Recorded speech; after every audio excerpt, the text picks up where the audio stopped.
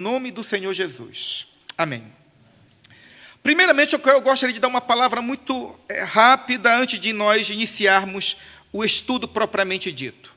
Falar sobre a importância de estarmos aqui em um dia, em um domingo, reservado exclusivamente para estudarmos as Sagradas Escrituras. Nós vivemos em um tempo no qual o relativismo é a regra áurea da vivência e da fé de muitas pessoas. Muitas pessoas colocaram até a própria fé cristã no âmbito das emoções, não no âmbito do intelecto, do entendimento, da compreensão das Sagradas Escrituras. A respeito disso, continuam sendo válidas as palavras de Cristo, quando ele disse: errais, não conhecendo as Escrituras e nem o poder de Deus. Eu afirmo categoricamente que a fé cristã é uma fé que produz as santas emoções. Na presença de Deus, a profusão de alegria. Na presença de Deus, existe também copiosas lágrimas de gratidão, de louvor e de um coração quebrantado e contrito que Deus jamais despreza. Mas toda e qualquer emoção, todo e qualquer sentimento que alcança a nossa alma deve ser conduzido e nutrido pelas Sagradas Escrituras, para que não sejamos enganados pelos nossos sentimentos e que também não sejamos conduzidos erroneamente para pensamentos que não se harmonizam com a palavra de Deus. A Bíblia, ela não se torna e nem contém a palavra de Deus. Ela é a palavra de Deus, eterna, perfeita, imutável. O grande desafio daqueles que professam a fé em Cristo é entender as Sagradas Letras e humildemente procurar as forças espirituais do Espírito Santo para a vivência dessa palavra bendita. Dito isso, nós estamos diante de um tema teológico e filosófico. Falar sobre o livre-arbítrio é caminhar tanto pela teologia, sistemática e teologia bíblica, como também se assentar à roda com pessoas para falar, em um aspecto filosófico, sobre a liberdade do ser humano diante de suas ações.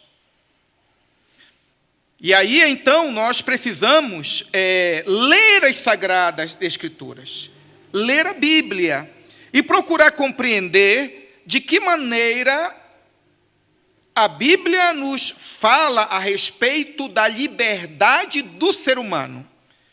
Então, primeiramente, eu não vou falar a palavra livre-arbítrio e nem livre-agência. Eu gostaria de dizer para vocês que a Bíblia, ela tem uma doutrina a respeito da liberdade do ser humano. Em que aspecto? No aspecto que Deus, quando criou Adão e Eva, Deus os fez pessoas livres. A palavra de Deus diz, versículo 16, e ordenou o Senhor Deus ao homem, dizendo, de toda árvore do jardim comerás o quê? Livremente. Então, existe uma doutrina bíblica sobre a liberdade do ser humano.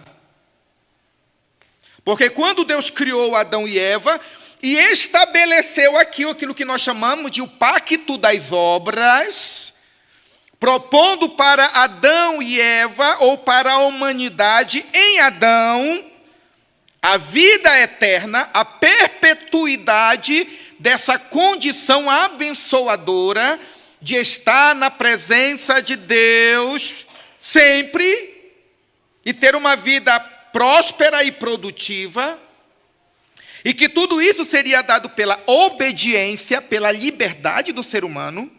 Esta doutrina, ela se apresenta aqui nesse texto e nos mostra que Deus não criou os nossos primeiros pais como sendo robôs.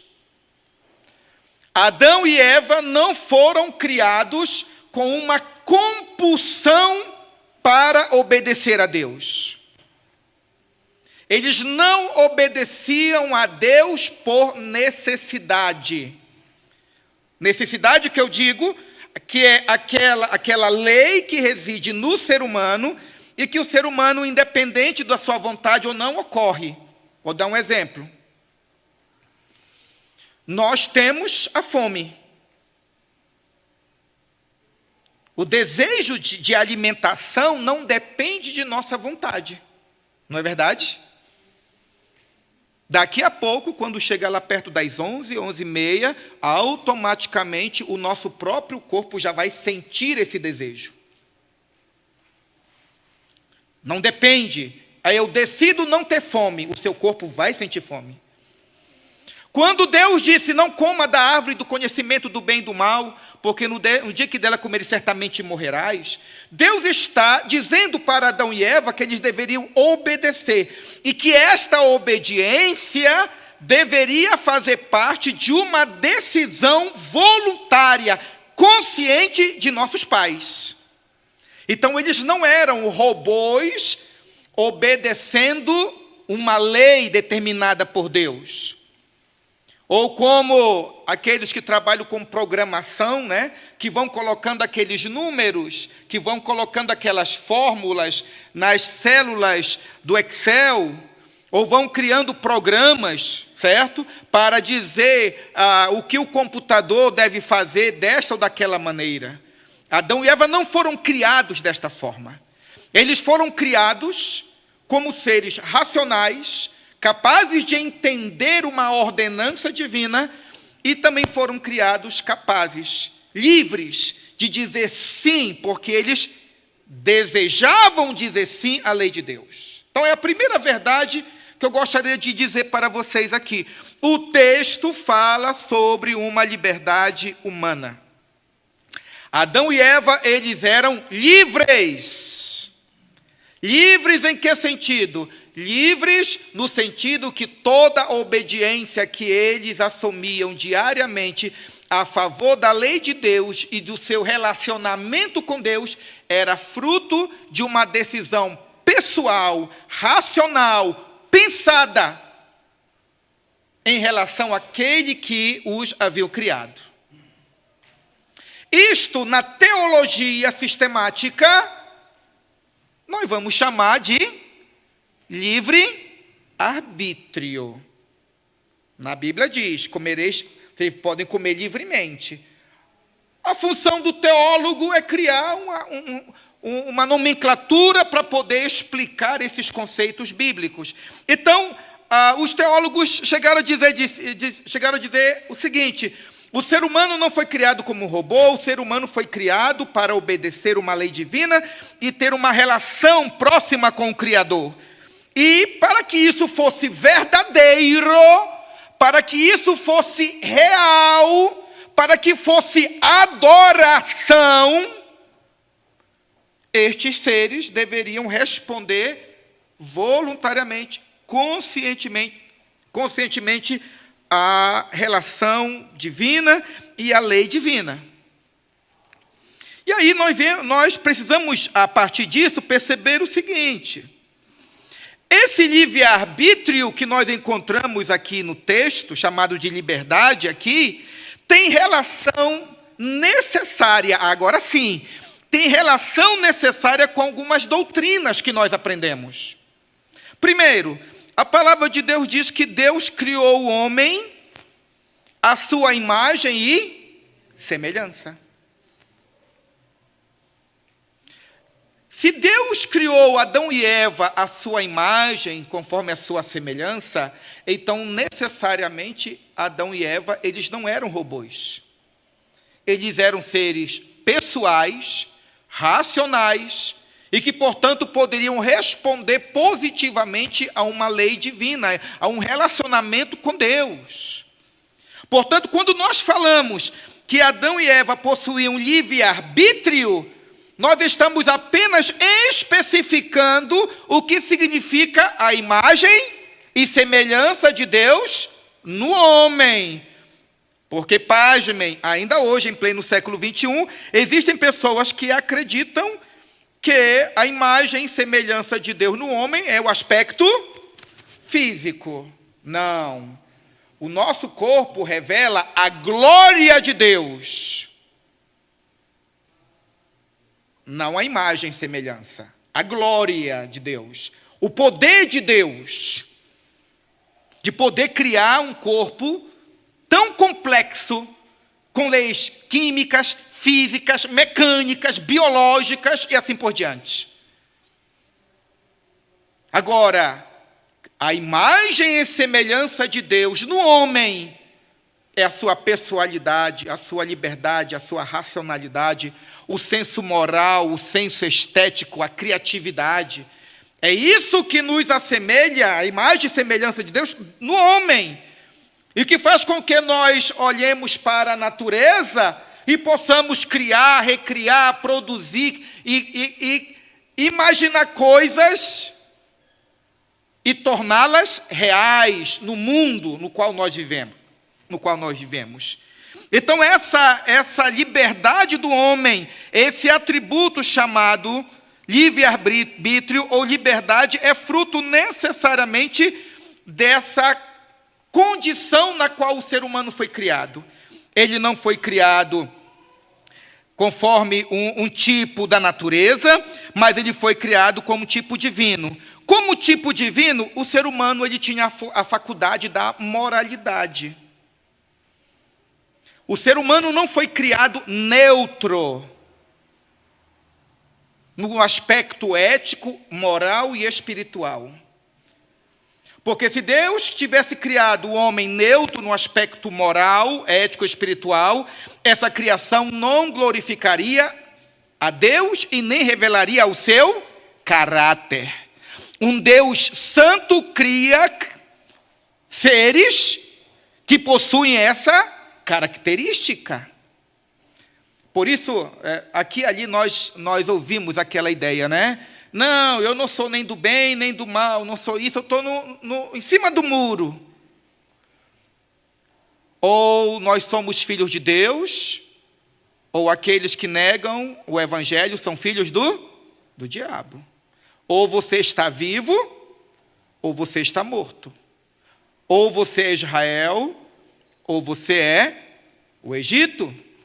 Ou você é daqueles que entram na arca, ou você é daqueles que morrem fora da arca. A Bíblia sempre apresenta esse binômio. Não existe neutralidade. Então, um Deus santo, puro e justo, cria seres santos, justos e puros, a sua imagem e semelhança. Então, esse livre-arbítrio pressupõe que Adão e Eva, eles foram criados positivamente santos. Outra questão, porque eles foram criados à imagem e semelhança de Deus, então eles eram seres racionais. A nossa racionalidade é um dos atributos que nos aproximam do Salvador, do nosso Criador. Então, quando Deus disse, olha, vocês vão cultivar e guardar a terra. Como eles vão cultivar e guardar a terra? Senão usando a sua racionalidade, a sua inteligência, a sua criatividade, para que por suas ações eles pudessem replicar aquilo que Deus é na sua glória, criando todo o universo. Então Adão e Eva, eles sabiam o que estava ocorrendo ao redor deles, quando eles tomaram consciência de sua existência e se depararam com aquele Criador glorioso, estabelecendo para eles uma lei, estabelecendo para eles um pacto, chamado Pacto das Obras. Versículo 16, 17 do capítulo 2. Deus coloca Adão e Eva e diz, de toda a árvore do jardim comerás livremente. Eles entenderam isso? Entenderam. E depois diz, mas da árvore do conhecimento do bem e do mal não comerás. Entenderam isso? Entenderam. porque no dia que deles comeres, certamente morrerás. Entenderam? Entenderam. E entenderam o contrário. Se tu comes, tu morres. Se tu não comes, tu vives. Se tu desobedeces, tu morres. Certamente morrerás. Mas se tu obedeces à lei, se tu me ouves, entendes o que eu estou estabelecendo, esse pacto contigo e com a tua descendência, se tu obedeces, é vida. Se desobedeces, é morte. Se desobedeces, é maldição. Então, o livre-arbítrio, ele está conectado com a imagem e semelhança de Deus. Porque se não existe racionalidade, não haverá livre-arbítrio. Percebem isso? Toda ordenança se torna sem sentido. É como uma neguinha conversa comigo, eu já falei não sei quantas vezes, eu tenho uma pinte, né? Ela vai lá, eu viro as costas, ela vai sorrateiramente e faz o que não deve, onde não deve. Aí eu vou lá, disse, minha filha, eu já te joguei sal grosso, eu já orei na sua cabeça, você não responde. Ela nunca vai responder. Por que nunca vai responder? Porque não tem racionalidade. Eu já fiz um pacto com ela, olha, eu vou comprar aquele petisco que tu gostas, tal, e aí? Ela não entende. Ela sempre naquele local, a meliante, ela tem o coração empedernido, duro, né, de dura cerviz, certo? Mas eu não posso esperar a obediência dela, porque ela não tem racionalidade, mesmo prometendo para ela o céu dos petiscos. Ela deu vontade, pum, vai lá. Mas Adão e Eva foram criados. E quanto aos afetos, e quanto à volição, a imagem e semelhança é isso. Então, quando eu falo de livre-arbítrio, eu não estou simplesmente falando de vontade. Eu estou dizendo que Adão e Eva foram criados com atributos que possibilitavam eles tomarem decisões racionais, acertadas, segundo a boa proposta, aliás, perdoe-me, não segundo a boa proposta, mas segundo a boa determinação de Deus, a favor deles, porque o pacto das obras é um pacto de vida, é um pacto de bênção, em condições totalmente favoráveis a Adão e Eva, visto que eles foram criados à imagem e semelhança. Então, se tu perguntares para mim, meu irmão, Adão e Eva tinham livre-arbítrio? Claro que tinham, porque caso contrário, este pacto, chamado pacto das obras, não teria sentido. Não haveria culto no jardim do Éden. Cultuamos a Deus? Sim. Porque os irmãos escolheram os hinos, os cânticos. Porque enquanto nós estávamos cantando, nós estávamos pensando nas palavras, nos deleitando em cada sentença, nos conectando com Deus, louvando ao Senhor. Mas se não existe racionalidade, haverá sentimentos direcionados ao Criador? É claro que não. Então, tudo está imbricado, tudo está correlacionado. Então, nós vamos ver, então, que esse livre-arbítrio, ele tem exatamente uma relação direta com Deus. Olha só, Gênesis 1:31, o que é que diz? Gênesis 1:31 vai dizer, e viu Deus que tudo quanto tinha feito, e eis que era o quê? Muito bom. Se era muito bom, então necessariamente esse ser criado por Deus, ele refletia exatamente esses atributos que o próprio Deus, tendo estes atributos em perfeição e infinitude, ele estende às suas criaturas racionais. Não dá para acreditar que o que Deus havia criado como muito bom era, ao final, seres robôs. De repente, Eva olha para Adão. Adão, por que você está cantando? Por hipótese, né? Por que você está aí arrepiado, está emocionado? Eu não sei, eu estou olhando aí para o pôr do sol. Não sei porque eu estou passando por isso, não. Teria sentido isso? Não. Mas quando o salmista disse, os céus proclamam a glória de Deus, e o firmamento anuncia as obras de suas mãos, né? Quantas vezes, irmãos, nós não ficamos completamente perplexos diante da beleza da criação de Deus? E nós nos sentimos como que? Tomados, certo? Consumidos, certo? Abraçados por esse Deus que é maior do que a natureza. Que foi até o convite que o próprio Jesus fez. Não andeis ansiosos, olha as aves. Olha, pensa, reflete, raciocina. Adão e Eva glorificavam a Deus porque era muito bom.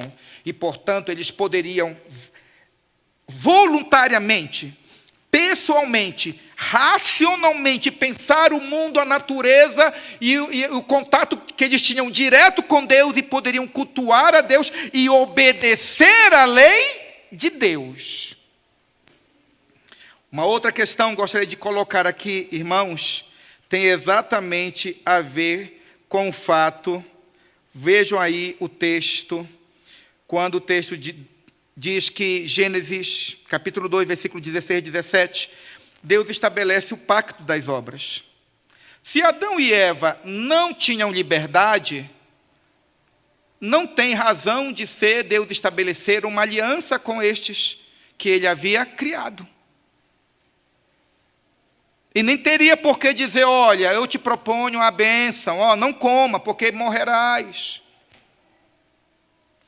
Se há um pacto, pressupõe liberdade para obedecê-lo. E a responsabilidade daquele para quem Deus está falando.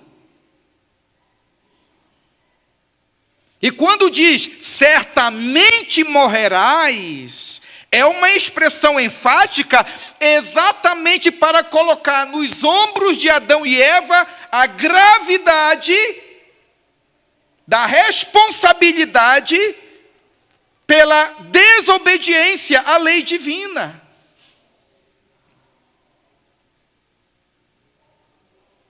Então, de fato, os nossos primeiros pais, eles foram criados livres. É o que nós chamamos, então, na teologia de livre-arbítrio. E aí vem uma pergunta agora. Meu irmão, o que significa livre-arbítrio, conceitualmente? Porque alguém poderia dizer, então Adão e Eva tinham livre-arbítrio, nós temos livre-arbítrio.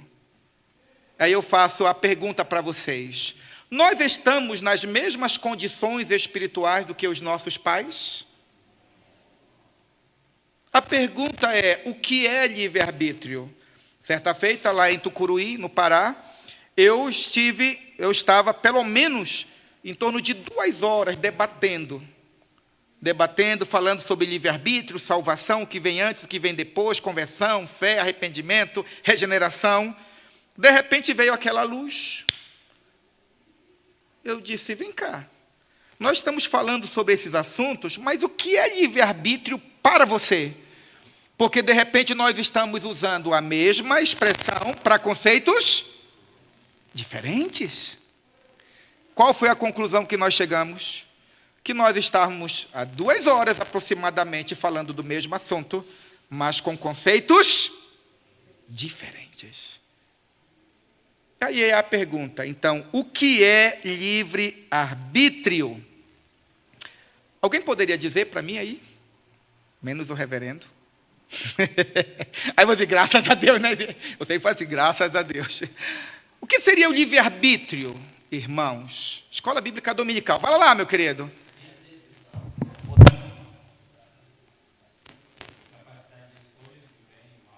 A capacidade de escolha entre o bem e o mal é um conceito.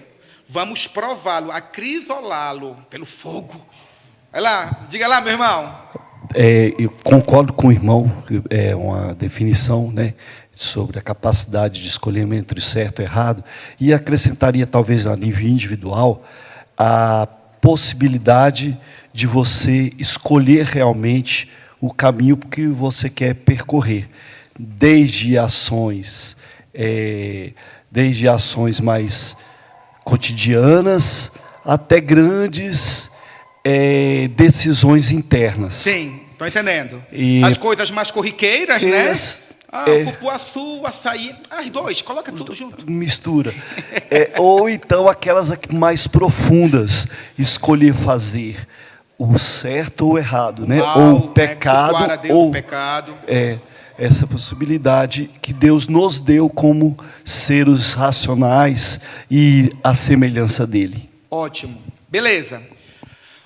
Tem um ponto aqui que eu gostaria, vou continuar fazendo a pergunta, para ver se sair outros conceitos, outras palavras. Quando você estuda no campo da ciência, você tem que procurar, no mundo vocabular, as palavras que melhor descrevem aquele fenômeno. Não é verdade? Não é verdade isso? A pessoa comum explica do dia a dia, quando o sol se põe. Sol se põe? O sol se põe, gente? Não. Nós estamos utilizando uma linguagem do dia a dia, certo? Quando alguém da ciência, né, quer falar para a esposa, oh, meu amor, meu coração com o ventrículo esquerdo bate profundamente, o sangue, jorra, E aí, quando a Terra der um movimento de não sei quantos graus, ele vai falar isso, né? Mais ou menos assim. Porque o sol, ele não se põe, é aquilo que nós vemos. Mas quando uma pessoa, mesmo no dia a dia, fala de fenômenos da natureza, apenas no dia a dia de casa, entre os amigos, ele não tem a preocupação com as palavras técnicas, não é verdade? Mas ele, quando ele está em um ambiente técnico, científico, quando ele vai escrever, ele tem que ter o cuidado para escrever com precisão. A melhor palavra, certo? Ou as melhores palavras para descrever aquele fenômeno. Não é isso aí? Muito bem. Vamos ver o conceito dos irmãos. Livre-arbítrio é a capacidade de fazer o certo e o errado. Foi basicamente isso, não é isso? Tá. Pergunto. Adão e Eva tinham isso? Tinham. Agora, não deixa sua mente viciar. O ser humano, veja as palavras que foram usadas, só julga as palavras. O ser humano tem essa capacidade?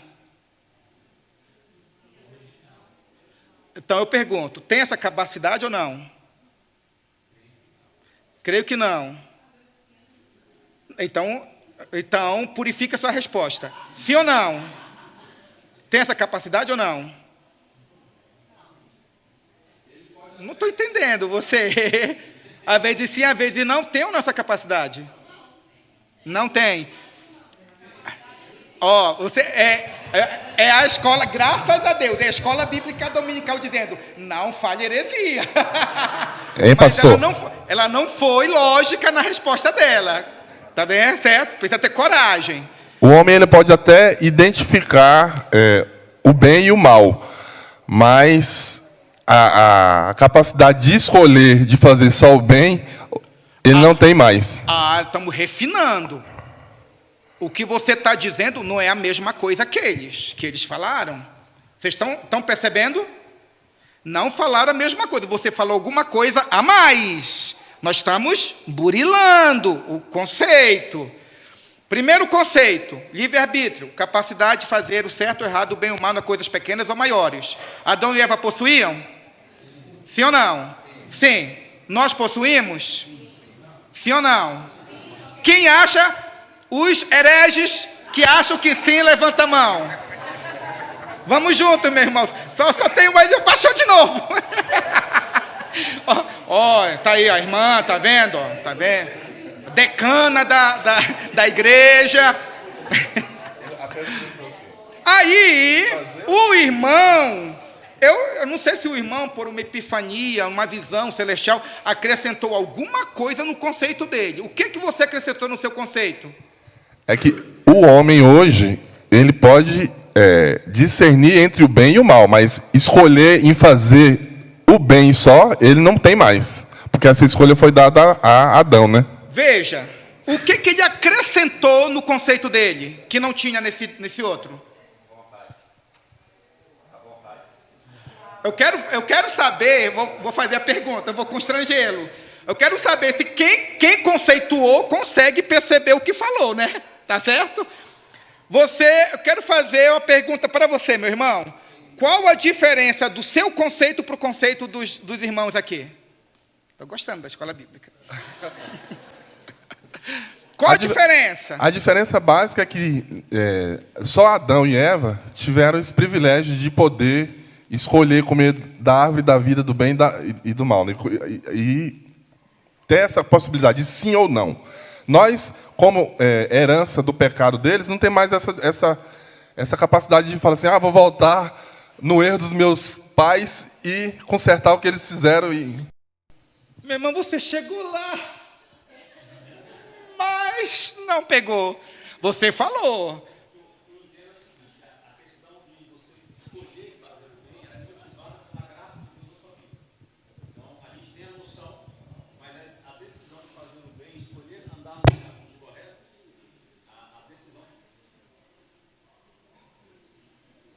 A decisão de você fazer o certo, ela está motivada pela ação de Deus na sua vida hoje. Se não for a graça de Deus, nós somos caídos e escolheremos basicamente sempre o caminho que só o mal.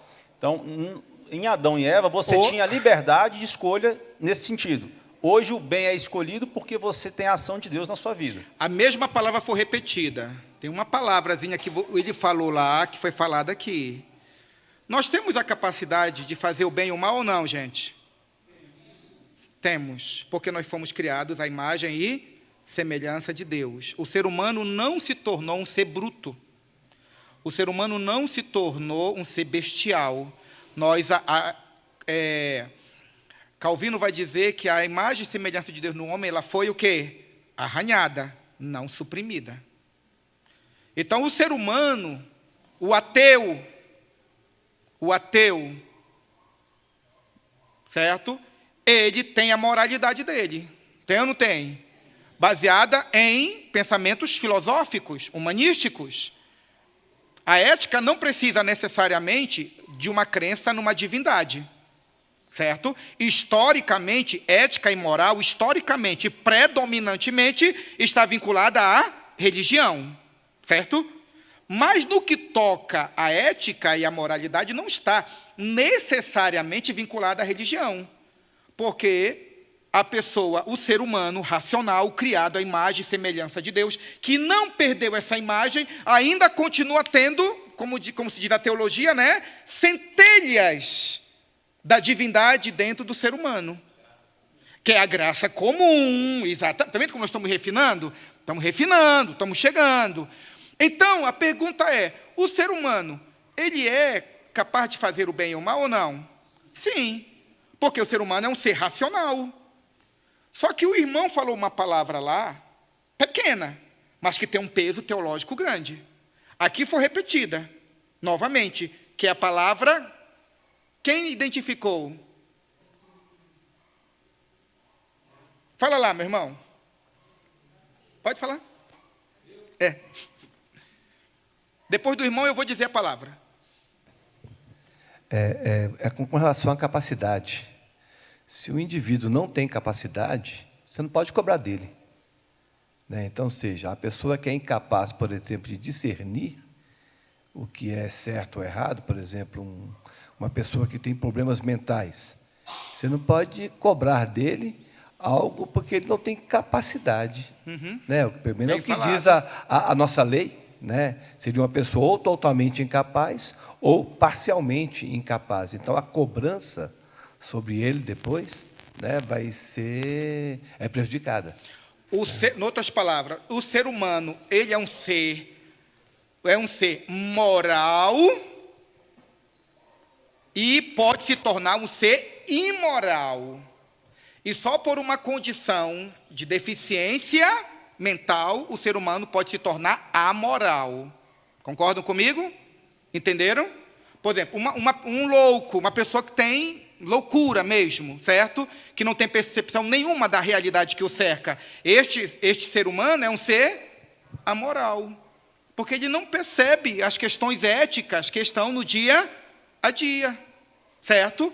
Agora, o ser humano ele pode ser um ser imoral, sabendo do padrão de moralidade, de regra, ele quebra. Quando ele quebra, ele é um ser imoral. E é moral porque ele concebe princípios éticos e morais que regem os relacionamentos.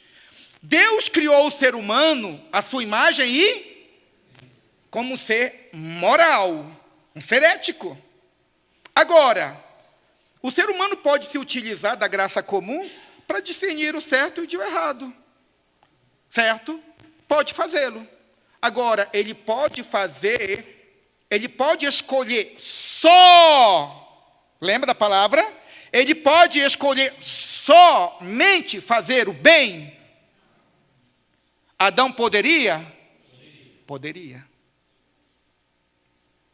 Adão poderia decidir fazer só o bem. Nós não podemos. Porque o bem que quero fazer, não faço. O mal está sempre diante de mim. Até nós que fomos resgatados com santa e poderosa vocação, nós estamos em luta diária por nos assemelharmos àquele que nos salvou. Agora, no dia a dia, até o ímpio vai tomando decisões éticas e morais a partir da sua racionalidade. Uma ética... Exatamente. Né? Como diz o próprio apóstolo Paulo em Romano, ora a sua consciência acusando-se e defendendo-se. Então, a imagem e semelhança de Deus no homem, ela não foi retirada, porque se fosse retirada, o ser humano se tornaria um ser bruto. Certo? Então, foi arranhada, como disse Calvino, certo? Mas a centelha divina está lá, nunca suficiente para salvar, nunca suficiente para tornar essa pessoa agradável a Deus, certo? Mas sempre tornando-a indesculpável, né? Sempre tornando-a indesculpável, porque quando ela condena o erro de um, né? Ela a si mesma está se condenando, porque ela dá ciência para os outros e para si, que existe uma lei moral para além daquilo que ele compreende.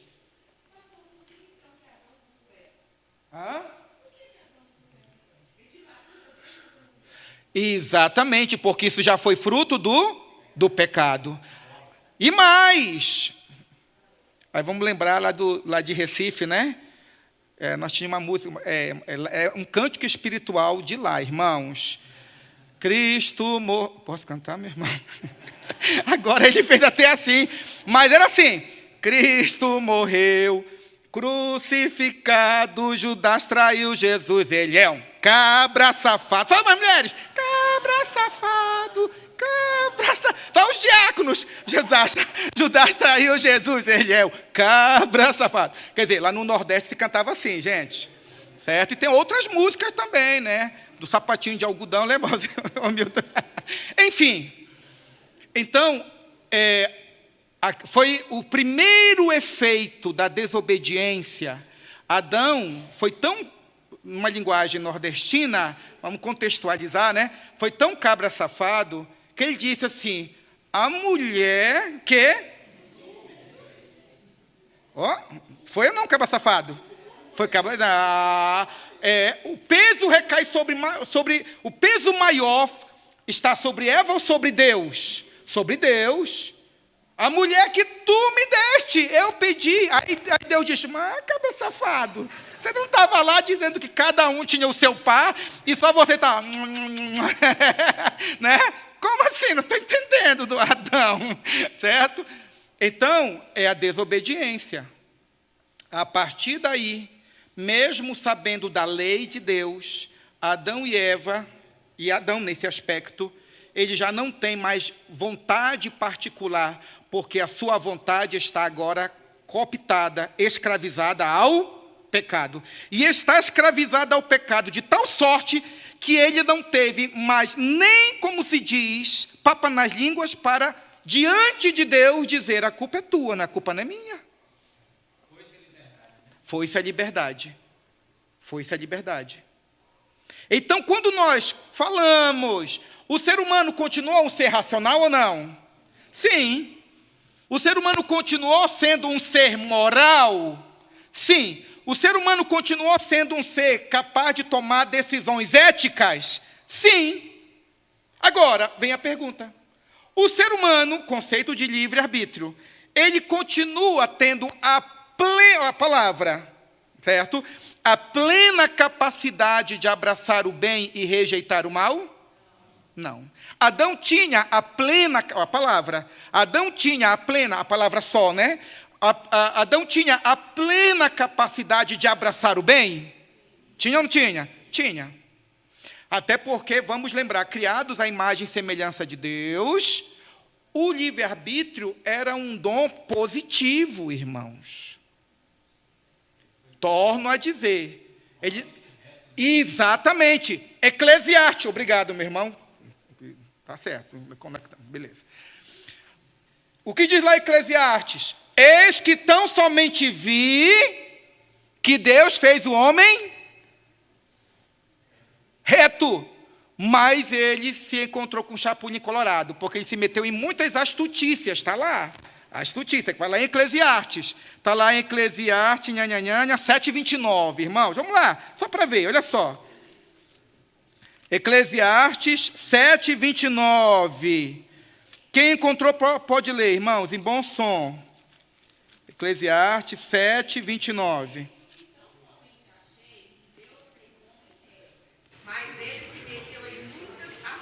Está vendo? Como Deus criou o homem? Reto. Quer dizer, Deus não criou o homem em neutralidade espiritual.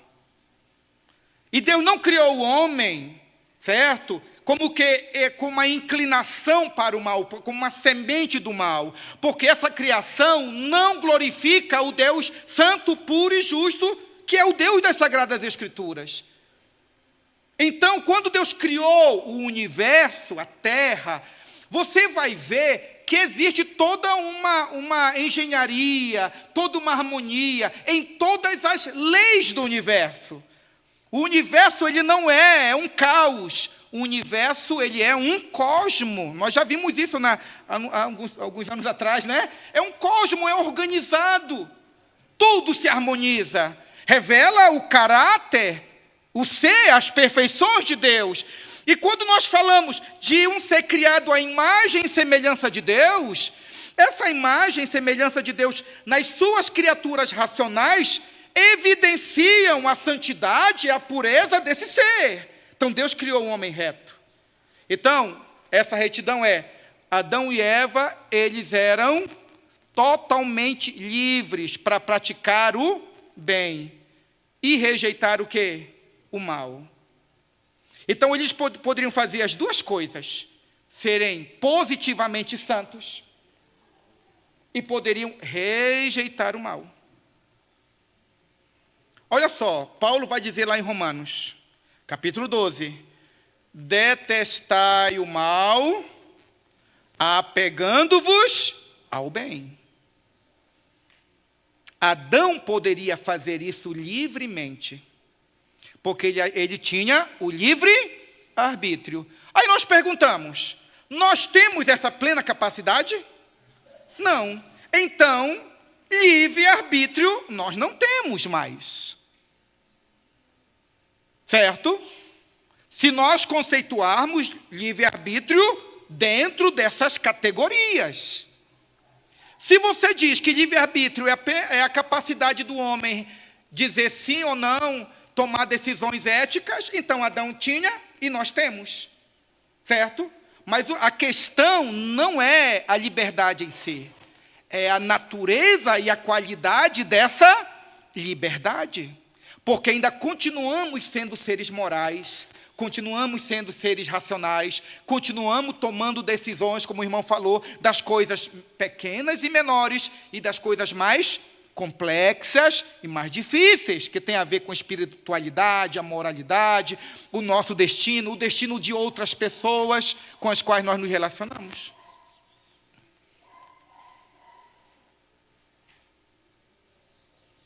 Eu não sei se o momento era esse de perguntar, né? Pode. No caso, o senhor falou aí que ele tinha condição de fazer o bem, o certo ou o errado, né? E que se ele tem condição de fazer, é porque ele tem um conhecimento, né? O que significa quando Deus falou, no dia que você comer, você vai ter conhecimento, como Deus, conhecimento do bem e do mal? Ou seja, o que seria esse conhecimento do mal, né, que o homem não teria? Ótima pergunta. E lembrando que quem falou isso foi o Capetoide, né? Sim. Foi Exato. O cão chupando manga. Então, olha só. Meus irmãos, preste atenção. O Satanás é tão sem criatividade que, se você ler as Escrituras, você vai ver que a estratégia dele é a mesma, sempre. Vamos ver, eu quero pegar o Novo Testamento para ir para o Antigo. Quando Paulo fala em Timóteo, em Tessalonicenses, a respeito dos últimos dias, qual vai ser a fragilidade da igreja dos últimos dias? Qual vai ser a fragilidade?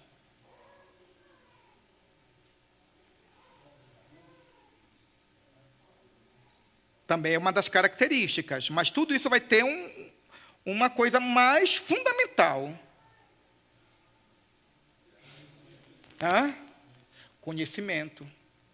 Falsos profetas, falsos cristos, né? Certo?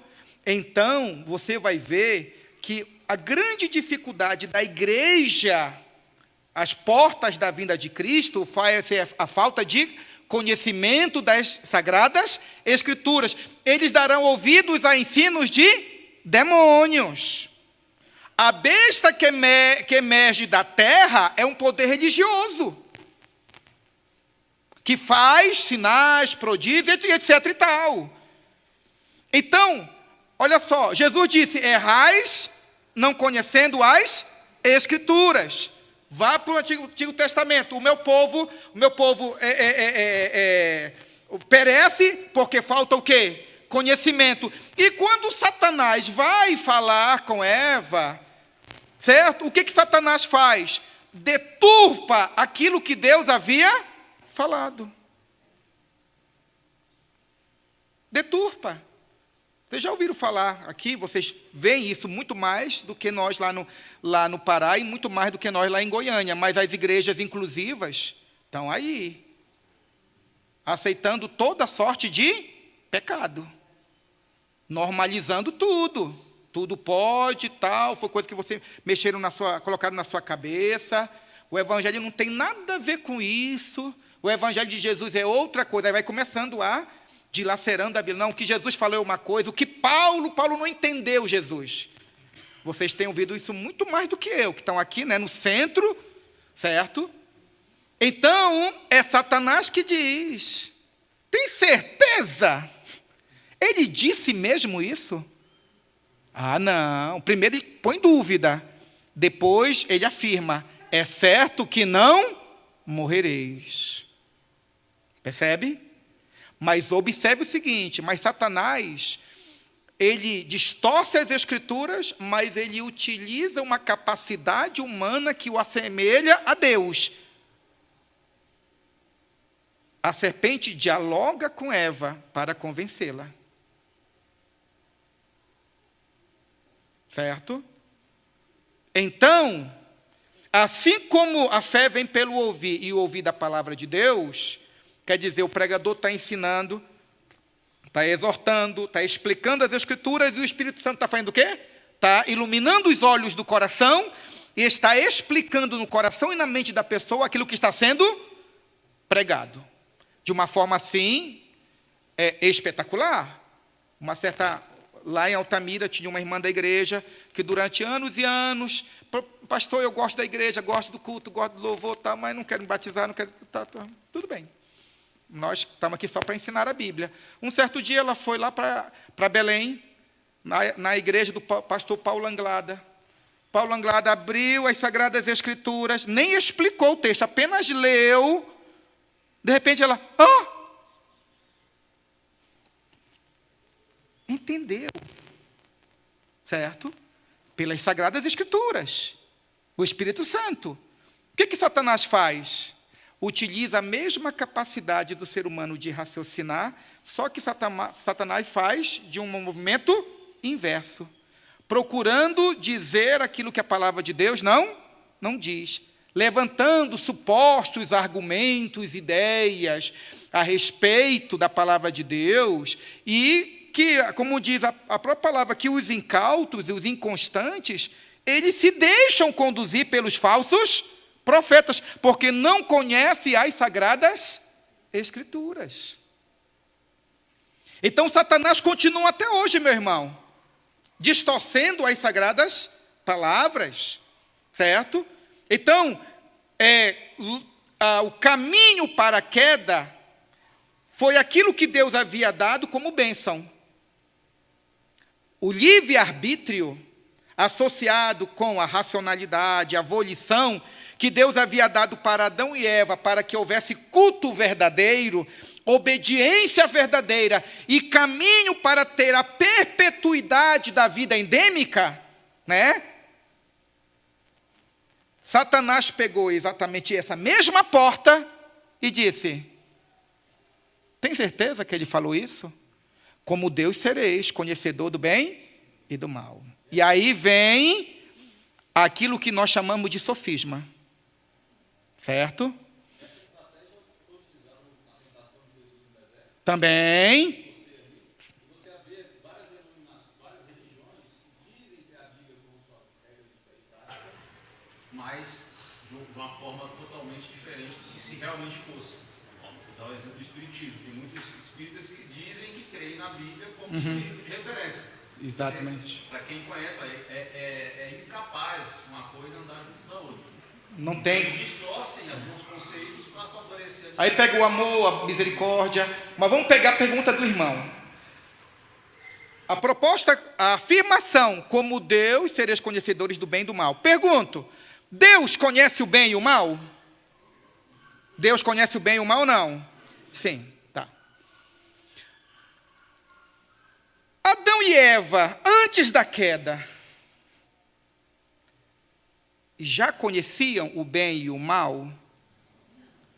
Pense, gente, nós somos presbiterianos, né? Pensa, não sejam reativos. Não sejam reativos, né? Pergunto de novo. Deus conhecia, sempre conhecerá o bem e o mal ou não? Sim. Antes da queda, né? Eu já cantei a pedra, agora vem a pergunta, como eu posso provar, né? Adão e Eva já conheciam o bem e o mal ou não, antes da queda? Como? Como eles conheciam?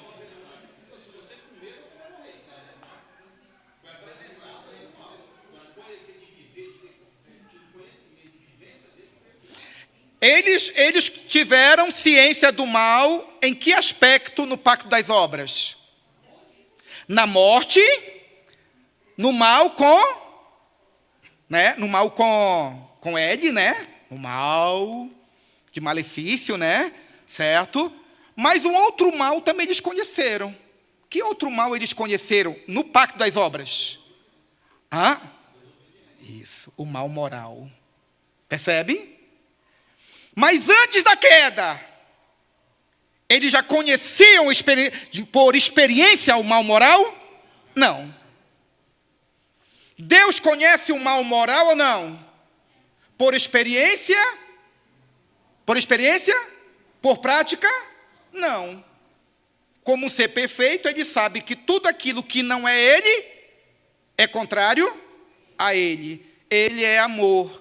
E, portanto, quem não vive nele, vive no no ódio. Ele é a fonte de toda a vida. Está desligado, cortado dele, está em morte. Adão já presta atenção. Adão e Eva já conheciam o mal antes da queda? Sim ou não? Sim. Eles conheciam o mal nesses dois aspectos que eu disse. Eles conheciam o mal aonde? De experimentar ou pela racionalidade que Deus havia dado para eles? Pela racionalidade. Quando Deus disse, não coma.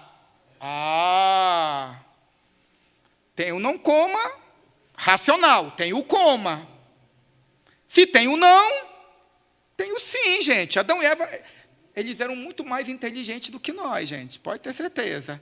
Então, se ele diz que é para não comer, então também tem o pensamento contrário, que eu posso comer.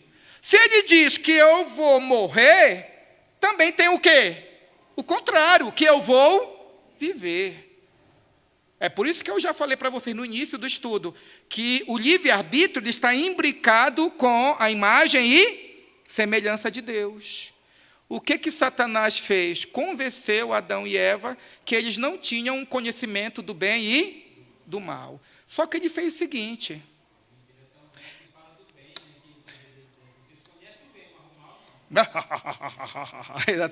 Então, o que foi que ele fez? Ele inflacionou.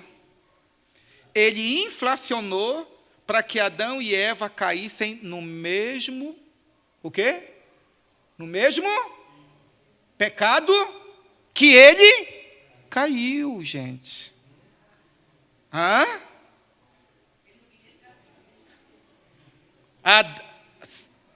Satanás tentou Adão e Eva no mesmo pecado que ele caiu. A arrogância. Querer ser acima do Criador. Certo? O que ele prometeu para Adão e Eva? Adão e Eva, poderia de fato alcançar? Não. Porque somente Deus está nesse patamar espiritual de conhecer o bem e o mal e nunca se contaminar pelo mal.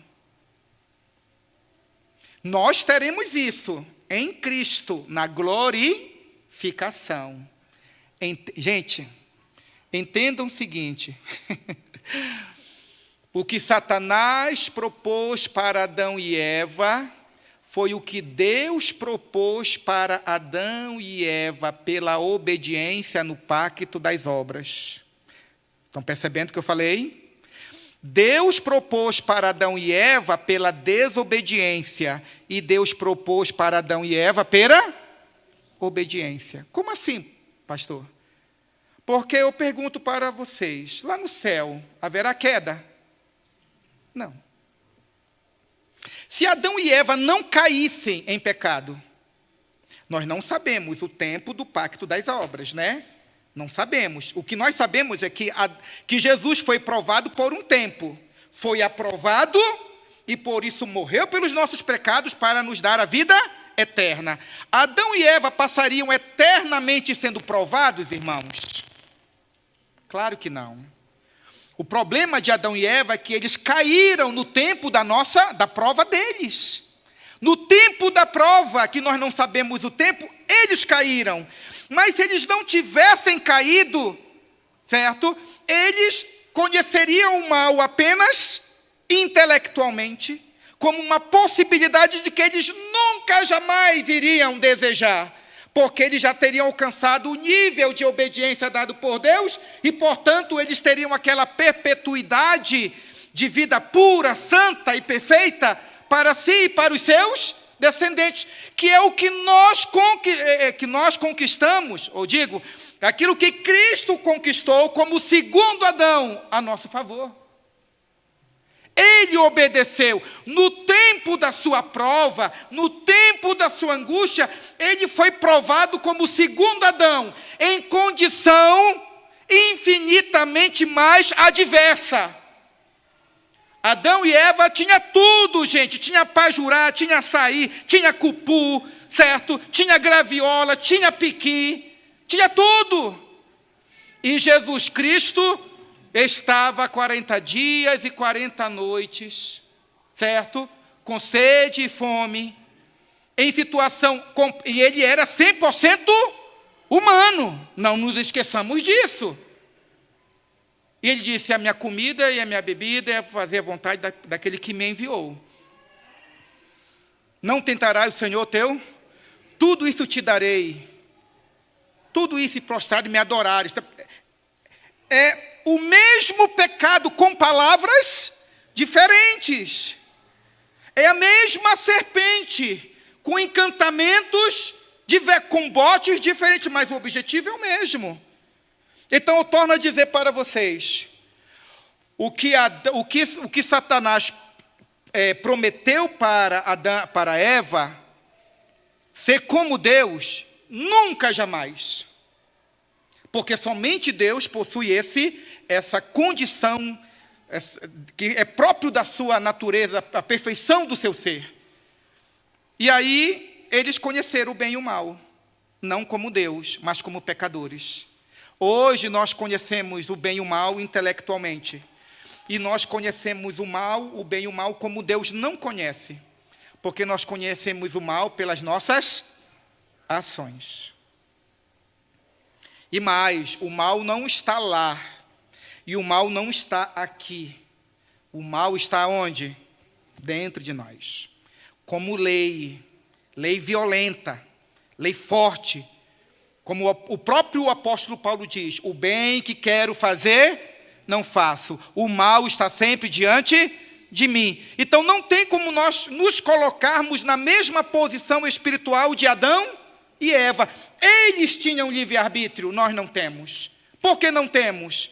Aos que ainda não se converteram, eles são escravos do pecado. E nós que nos convertemos, nós ainda somos escravos do pecado? Não, nós somos escravos de quem? De Cristo. Mas ainda lutamos contra a nossa velha natureza.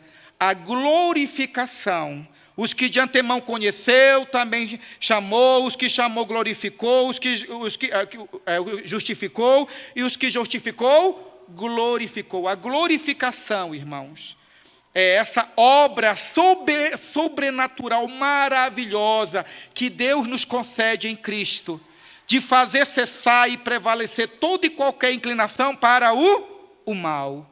Lá no céu, porque seremos quem nós somos, teremos consciência do mal, mas o nosso prazer será a obediência a Deus. Haverá culto verdadeiro, porque nós não seremos robôs. Nós glorificaremos a Deus conscientemente e nosso culto será uma expressão por tão grande salvação que nos alcançou em Cristo.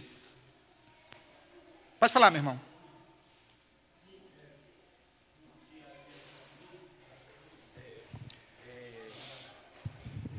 Essa glorificação, e aí eu me reporto lá a Gênesis 3:22, porque nós falamos muitas vezes da árvore do conhecimento do bem e do mal, e talvez o complemento de todo o texto em Adão e Eva está aí, no versículo 22, quando ele volta a tratar da árvore da vida, que às vezes a gente se esquece, que eram duas árvores que existiam lá. A uma, Deus não proibiu acesso à árvore da vida. Naquele momento, não, só a árvore do conhecimento do bem e do mal para o praticar, né? Experimentar o conhecimento do bem e do mal na prática, né? Que é o ato de comer o fruto que se tornou livremente escolha, livre-arbítrio do casal desobedecer a Deus. E aí em 22, Deus volta a tratar da árvore da vida. Então disse o Senhor Deus, eis que o homem se tornou como um de nós, como Deus trino, né? Um de nós. Eu nem sei como é que está no original, né? Onde foi escrito, mas conhecedor do bem e do mal, assim não estenda a mão e tome também da árvore da vida, e coma e vive eternamente. O Senhor Deus, pois, por isso, o lançou fora do jardim do Éden, a fim de lavrar a terra de que fora tomado. E eu entendo que a árvore da vida seria a purificação em Jesus, para novamente estar eternamente junto ao Senhor. Palmer Robertson, um teólogo, ele vai dizer o seguinte, que todo pacto, ele vem acompanhado de um sacramento, certo? Todo pacto vem acompanhado de um sacramento. Você vai encontrar no Antigo Testamento, quando Deus faz um pacto com Abraão, certo? É levado os animais são cortados, e lá tem um ritual. Quando Deus chama o povo de Israel, estabelece a Páscoa. Tem um ritual, eles comem, eles bebem, para celebrar aquela relação com Deus, aquele pacto com Deus. Quando Cristo vem, ele vem exatamente como sendo tipo, certo? A realidade de tudo aquilo que o Antigo Testamento simbolizava, certo? Então, e ele estabelece para nós a Santa Ceia, singelo, simples, que também aponta para os benefícios espirituais de Jesus Cristo na salvação, né? Então, Palmer Robertson chega a dizer que o pacto das obras também tinha um sacramento. E o sacramento qual era? Era exatamente a árvore do conhecimento, a árvore da vida. E quando ele estava debaixo da aliança, debaixo do pacto, ele podia participar daquele elemento, daquela árvore, como símbolo de um pacto com Deus. Se alimentar daquela árvore é dizer, eu estou em comunhão com esse Deus que me criou e eu estou debaixo de todas as bênçãos decorrentes dessa obediência. Na medida que ele desobedece, ele já não tem mais esse privilégio. E esta árvore, simbolicamente, vai estar novamente lá em Apocalipse. Lá em Apocalipse, certo? Então, vamos pensar o seguinte, que quer seja uma árvore, quer seja outra, elas não tinham poder em si mesmo, certo? Não foi a fruta em si mesma que contaminou o coração de Adão e Eva. A decisão e o ato de desobediência é que corrompeu a natureza humana, certo? A pergunta é, que fruta foi? Isso não tem valor, porque a questão central foi a desobediência. Poderia ser qualquer fruta, poderia ser do piqui ao açaí. Gente, foi poético, né? Nota aí, meu irmão, foi. Nossa, fiquei até emocionado agora. Certo? Poderia ser qualquer um dos dois. Certo? A questão foi a desobediência. E quando diz lá as Escrituras, se tornou como um de nós, conhecedor do bem e do mal, foi verdade, certo? Mas não de uma forma absoluta, certo? Porque Deus conhece também o mal. Quando Deus disse, olha, você vai morrer, Deus sabia o que seria. E Adão sabia também, que é uma outra discussão. Eles sabiam, os animais morriam no Jardim do Éden, morriam, havia cadeia alimentar. Havia cadeia alimentar. Adão sabia, certamente morrerás. Ele via o animal, ele via a planta, ele via os insetos, certo? A natureza, a morte já estava naquele período, fazia parte da natureza, certo? O ciclo, certo? Por isso que Adão e Eva era ainda mais indesculpável, porque eles poderiam entender com a mente e poderiam entender pelos exemplos diários que eles viam, né? Para finalizar, irmãos, a pergunta é, então, qual é a importância de nós estudarmos isso? É importante nós sabermos disso? Sim. Primeiro, para nós percebermos a condição das pessoas que não estão em Cristo. Essas pessoas estão mortas em seus delitos e pecados. Eu faço aqui um apelo às mães e aos pais. Amem os seus filhos, mas acima dos filhos, amem acima de tudo Deus. O que eu percebo como irmão de fé e como pastor no dia a dia, que tem irmãos que estão mais amando os seus filhos do que as sagradas Escrituras. Você não precisa brigar com seu filho. Você não precisa brigar com a sua filha. Você precisa falar sério com ele. Orar com ele. Ah, mas eu não acredito. Não, meu filho, sente aqui. Eu quero só ensinar para você. A nossa função é ensinar. Não é negociar as sagradas Escrituras, irmãos. Não podemos negociar. No dia que Deus salvar o seu filho, Ele vai fazê-lo, porque a fé vem pelo ouvir e ouvir da palavra de Deus, com amor, com precisão teológica, dizendo, olha meu filho, você é escravo do pecado. Ah, eu não sou pecador. Calma, eu só quero ensinar para você. Para finalizar, eu quero dar só um exemplo, que tem a ver, um exemplo de pessoas que estão próximas de mim, amigos e familiares. Nesta última semana, eu conversando com alguém da minha família, depois de uma pessoa viver uma vida toda dissoluta, longe de Deus e tudo mais, essa pessoa disse para mim, Israel, sabe de fulano? Disse, sei. Ele passou os últimos anos da vida dele, acordando de madrugada, orando a Deus, e pedindo de Deus a sua misericórdia, o perdão de pecados. O pecador faz pecado, irmãos. Você acha está muito agravado porque o seu filho, a sua filha, o seu marido, a sua esposa rejeita a Bíblia, blasfema de Deus, desconsidera a sua fé? Ele está morto em seus delitos e pecado. Ele só está fazendo aquilo que é próprio da natureza humana. Se você baixar o nível da ética, da moralidade cristã e da verdade de Deus, não há esperança para ele. Se você sinceramente espera que haja salvação da sua família, você não pode negociar as Sagradas Escrituras. Mas faça com amor.